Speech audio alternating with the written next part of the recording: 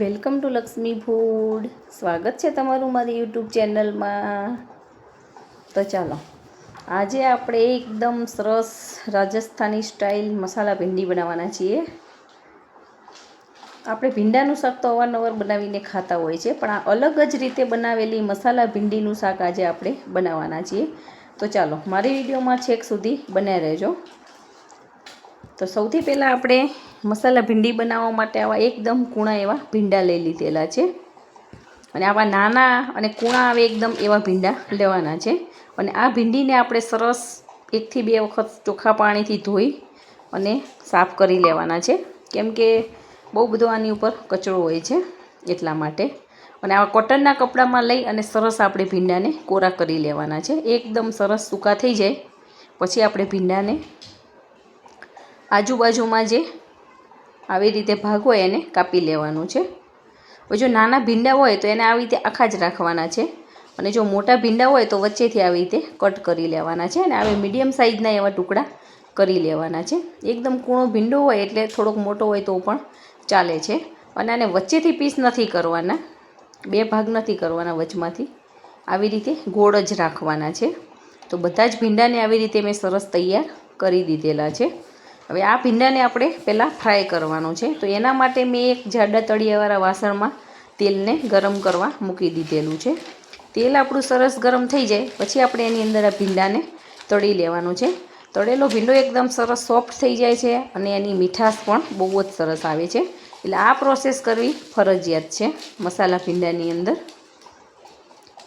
તો તમે સરસ મજાની સેમ આવી જ ભીંડી બનાવવા માટે મારા વિડીયોમાં લાસ્ટ સુધી બન્યા રહેજો. અને જો તમે હજી સુધી મારી ચેનલને સબસ્ક્રાઈબ નથી કરી તો ફટાફટ સબસ્ક્રાઈબ કરી દેજો અને બેલ આઇકોન દબાવવાનું ના ભૂલતા, જેથી કરીને આવનાર તમામ નવી રેસીપીના વિડીયો ફટાફટ તમારી સુધી પહોંચી જાય. તો તમે જોઈ શકો છો, શરૂઆતમાં આપણું તેલ ગરમ થઈ જાય ત્યાં સુધી આપણે ગેસને ફૂલ રાખવાનો છે. અને ભીંડા અંદર નાખ્યા પછી આપણે ગેસની ફ્લેમને મીડિયમ કરી લેવાની છે, જેથી કરીને આપણી બધી જ ભીંડી સરસ પાકી જાય. તો તમે જોઈ શકો છો ભીંડાનો કલર પણ ચેન્જ થઈ ગયો છે અને એકદમ સરસ સોફ્ટ પણ થઈ ગયા છે. જો તમને મારો આ વિડીયો પસંદ આવે તો વિડીયોને લાઈક કરજો અને તમારા ગ્રુપમાં ચોક્કસથી શેર કરજો. તો તમે જોઈ શકો છો આપણો ભીંડો એકદમ સરસ સોફ્ટ થઈ ગયો છે. હવે એક પ્લેટની અંદર આપણે નિતારી અને બધા જ ભીંડાને આવી રીતે કાઢી લેવાનો છે.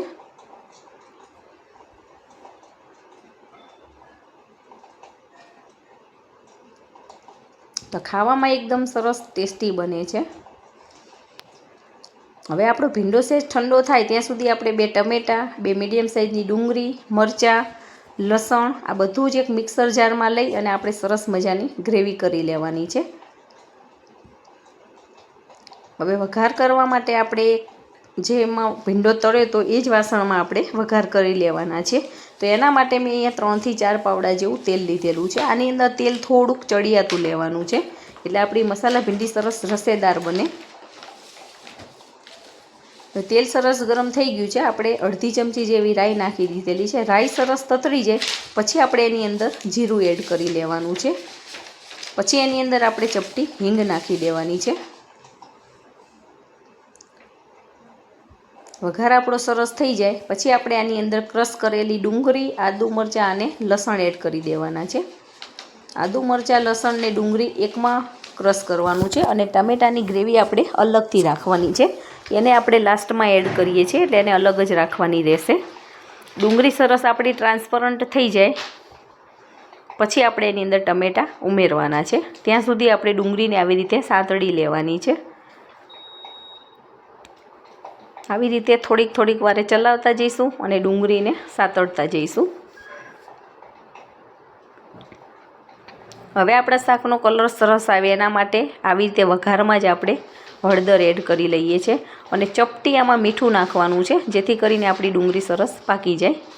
અને અત્યારે ડુંગળીના ભાગનું જ આપણે મીઠું એડ કરવાનું છે, વધારે પડતું આમાં એડ નથી કરી દેવાનું. તો તમે જોઈ શકો છો હળદરનો કલર બહુ જ સરસ બેસી જાય છે. આ ભીંડીને તમે રોટલી, પરોઠાની સાથે સર્વ કરી શકો છો. પૂરી સાથે પણ ખાવાની મજા આવે છે. હવે એની અંદર આપણે દહીં નાખવાની છે. તો 1 વાટકીમાં મેં જે અડધી વાટકી દહીં લીધેલી છે એની અંદર આપણે આ મસાલા એડ કરી લેવાના છે. તો અહીંયા મેં લાલ મરચું, અડધી ચમચી મીઠું, સહેજ હળદર, ધાણા જીરું આ બધું જ એની અંદર એડ કરી અને મિક્સ કરી લેવાનું છે. આપણે અડધી ચમચી ગરમ મસાલો એડ કરવાનો છે, જે એકદમ ઓપ્શનલ છે. જો તમને ફાવે તો એડ કરવાનો છે, ના ફાવે તો તમે સ્કીપ પણ કરી શકો છો. આવી રીતે દહીંની અંદર મસાલા મિક્સ કરો તો બહુ જ સરસ એનો કલર પણ આવે છે અને સરસ પાકી પણ જાય છે.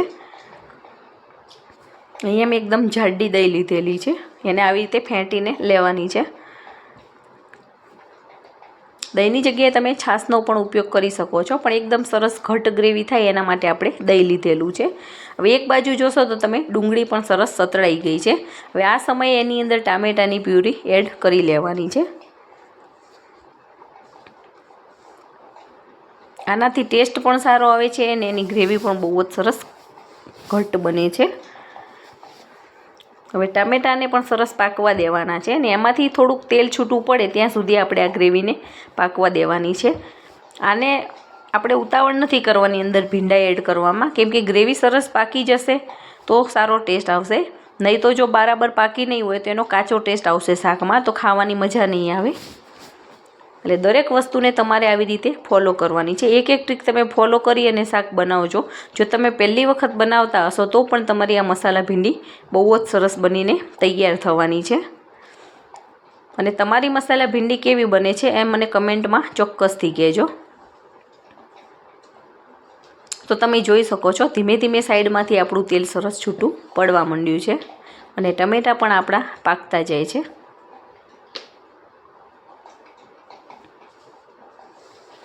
આની સુગંધ એકદમ સરસ આવી રહેલી છે. જેમ જેમ આપણી ગ્રેવી પાકતી જાય છે એમ એની સુગંધ પણ બહુ જ સરસ આવતી જાય છે. અને આનો થોડો ક્રન્ચી ટેસ્ટ આપવા માટે આપણે શેકેલા સિંગદાણાનો ભૂકો આની અંદર એડ કરેલો છે. 1 ચમચી જેવો એડ કરું છું. જો તમને ના ફાવે તો તમે એને સ્કીપ પણ કરી શકો છો, પણ નાખીએ તો એનો ટેસ્ટ બહુ જ આવે છે. થોડી ક્રન્ચીનેસ આવે ગ્રેવીમાં, બહુ જ સારી લાગે છે.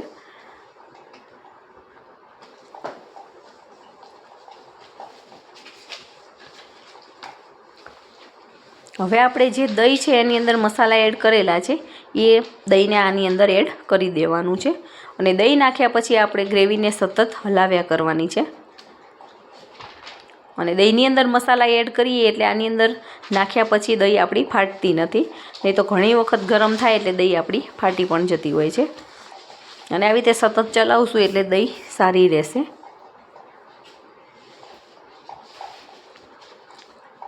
તો તમે જોઈ શકો છો આપણી ગ્રેવી ધીમે ધીમે પાકી રહેલી છે.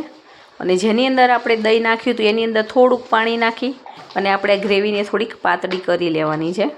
આપણે કેટલી થીક રાખવી છે એના પ્રમાણે આમાં પાણી ઉમેરવાનું છે. એકદમ પાતળો રસો પણ નથી કરી દેવાનો અને એકદમ જાડો પણ નથી રાખવાનો. મીડિયમ રસો આપણે બનાવવાનો છે. મીડિયમ થીક ગ્રેવી હશે તો બહુ જ સારી લાગશે. અને ઢાંકણ ઢાંકી અને 2 થી 3 મિનિટ સરસ પાકવા દેવાની છે. એટલે ફટાફટ આપણી આ ગ્રેવી પાકી જશે અને પાણીનો ભાગ પણ થોડોક બળી જશે અને ગ્રેવી આપણી સરસ ખદખદી જશે. તો મીડિયમથી કેવી આપણી ગ્રેવી બની છે.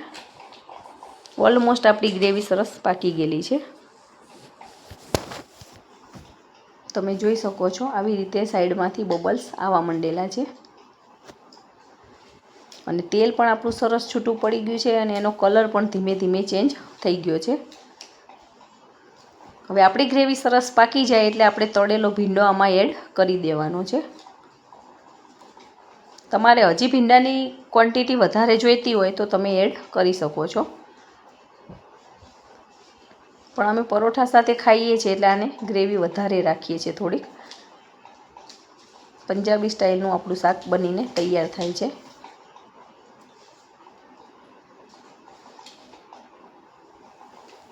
અને સરસ મજાનું મિક્સ કરી લેવાનું છે.